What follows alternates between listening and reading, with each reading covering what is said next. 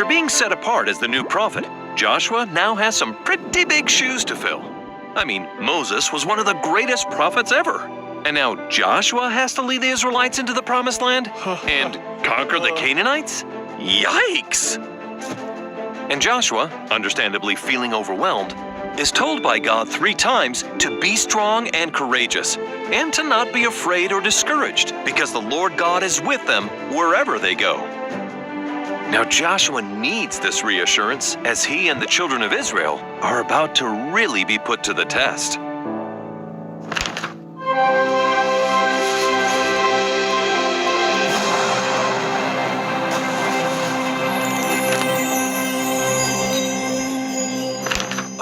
Okay, Joshua's first great task is to get thousands of Israelites across the Jordan River. No problemo. Have you ever felt totally inadequate when trying something big or important? Well, God commands Joshua to tell the people, "Sanctify yourselves, for tomorrow the Lord will do wonders among you." Then the Lord confides to Joshua, "This day I'll begin to magnify thee, that Israel may know that as I was with Moses, so I will be with thee." With this huge confidence booster and God's power, Joshua leads them through the Jordan River by first commanding the priests carrying the Ark of the Covenant to step into the flowing river. It's only after they walk with faith in every footstep into the water that it parts, like the Red Sea, and the Israelites again cross through on dry ground. Now, walking through this water symbolizes a new beginning for the Israelites, God's chosen people. And once they're through, they obediently follow God's instructions and build a cool memorial of river stones at the site so they can later tell their children about this miracle representing their new beginning. Like most of the peoples inhabiting Canaan, those living in Jericho are extremely wicked, having long since forgotten God and His commandments. And it's within God's power and right to remove the wicked to bring forth His righteous plans. So, the Israelites need to overthrow the city of Jericho, but it's surrounded by this massively intimidating wall. Miraculously, the angelic captain of the Lord's host appears to Joshua and presents God's plan. This time, they won't fight with physical power, but by exercising faith and spiritual power. Remember, the number 7 is very special to the Hebrews. It points to God's power and means completion, fulfillment, and perfection. So, each day, for 7 days, 7 priests with trumpets lead other priests carrying the Ark of the Covenant, followed by thousands of people walking very quietly, once around the outside of the city. But on the 7th day, after circumnavigating the city 7 times, the priests blow a single loud blast on their trumpets,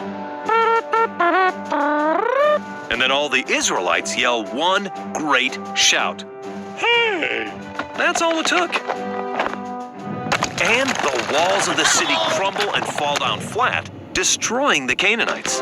As soon as the walls collapse, the Israelites rush in, take the city, and gather the silver, gold, and iron vessels for the Lord's treasury, but are forbidden to pocket the loot for themselves. God wins this battle for them. However, one greedy man named Achan breaks the commandment, thinking, "No one's going to notice."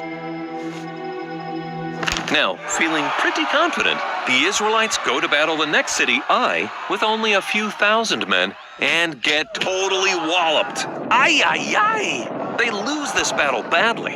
Why? Because Achan broke God's command at Jericho. His selfishness and direct disobedience brought immediate consequences, as God teaches His covenant people that even one man's disobedience is too much.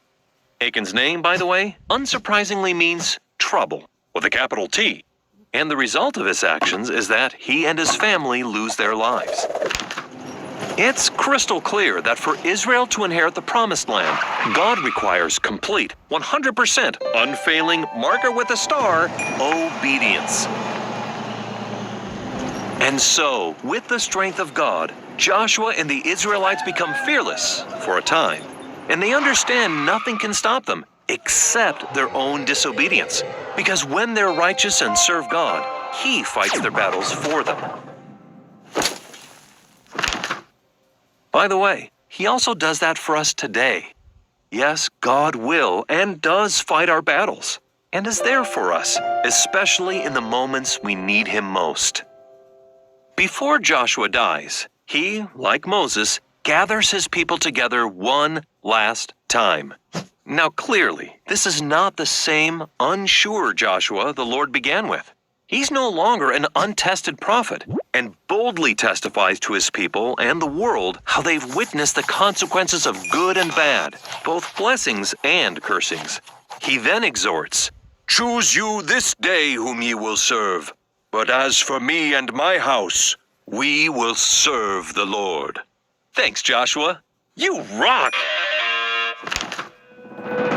He likewise invites us today, right here, right now, to choose to serve and obey God, to stand and be counted on Team God, and to make this decision once and for all.